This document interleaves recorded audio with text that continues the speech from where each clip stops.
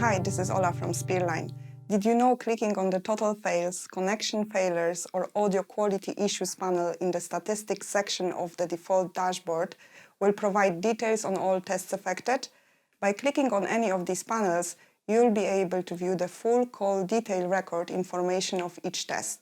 You can see the number, country, start times and also the reason for failure.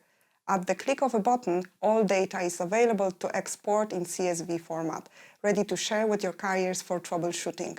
You can also launch a manual test call to the number from here or easily schedule a series of connection tests to the number, allowing you to generate fresh data quickly and easily. This feature is standard on Spearline platform and gives you more control over the numbers you test.